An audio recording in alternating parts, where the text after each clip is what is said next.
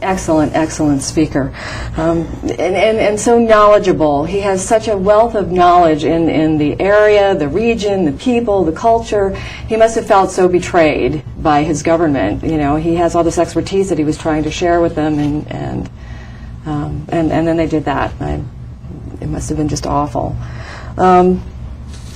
It's wonderful that you could be instrumental in helping to bring him here, so that he could get his message out, and also others, in bringing the other people that you're going to be having in your program and getting their message out there to other people. I think it's very, very important. Thank you. So what are there any specific topics and issues that you're hoping to cover? No, what I'd like to do is to just bring issues out that are imperative to not only the community but to our country, and issues that are relevant to anything that's going on today. And speakers are also available when they're available. So I am at the the luxury of bringing them out here is all based on when they're available and if I can find a venue for them too. So I have Mike Farrell coming in September, and then I have Jim Newton, who is the new editor for the editorial and opinion section for the LA Times. He'll be here in October 19th. Mm-hmm. Mm-hmm. So, and you have, are you going to be dealing with local issues as well? Are you going to be getting speakers from maybe some of our more local politicians on a city or Well, I'm trying not to make it a political series. I'm trying to make it more an informative, community-orientated series. So anything that Ambassador Wilson had to talk about, that's relevant to the local community. Anything that Mike Farrell is going to be talking about is also, everything is local but global. So I believe that all of the speakers have brought some type of element of community dialogue and issues, as well as something that's important to the country on a whole, too. Mm-hmm. Mm-hmm. So is the location going to be the same for all of these? Do you have one place that you're going to be presenting these programs? I try to have them at the Oak Park Community Center, which is easy to find. It's on Canaan in Oak Park. And but it all depends again on the speaker too. If they're not available, then we can't have them there. And so that's why I've co-sponsored at CLU.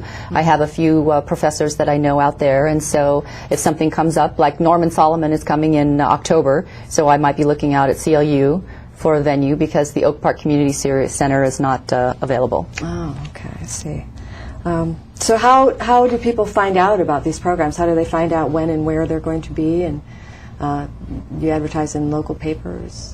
Yeah, I send out press releases, and I have a online email newsletter that I send out, and it's word of mouth, and it's spreading that way. I'm looking at eventually getting a website so that people will have a specific place to go to also. Oh, that's good. That's good. We'll be sure to let them know. So with all of your years of service, the list was pretty lengthy of all the things that you've been involved in. Are you planning on running for office? Absolutely, yes. Ah, yeah. Yes. I'm the type of person that when I see something that needs to be done, I just can't sit by. Mm-hmm. And so I cannot sit by while the people's business sits idle. And so I've decided to throw my hat into the ring and run for Congress for the 24th Congressional District. Mm-hmm. And it's an upscale battle, yes, but it's important to me, and it's important to my community and my country, and I feel a duty and an obligation to serve. And we saw the impetus for change in the 2006 election, and we're seeing it again, I believe, through the 2008 election. And it's going to take a strong, I believe, Democrat in order to shift the direction not only of this community but of the country as well. Absolutely. Well, good. Well, I wish you luck with that. Do you have a website? Do you have a website is being built. It's marypallant.com, and it's under construction right now. You can contribute on Act Blue. I have set up an advisory board, and because last time around when I was thinking of considering a run, I was a novice, and I needed to have a little bit more of a professional staff around me, and so that's what I'm doing this time. And I have a terrific advisory board. I have somebody to handle any of the negative aspects which can arise in campaigning that I don't want to have to personally deal with. And so I've decided to do it very professionally and put my heart into it. Great, great. Well, we'll be sure to have you back on the show so Great. that you can talk about that later. Well, that's our show for this evening. I'd like to thank our guest, Mary Pallant, for joining us. And I want to also announce that we're going to be on YouTube. Sorry.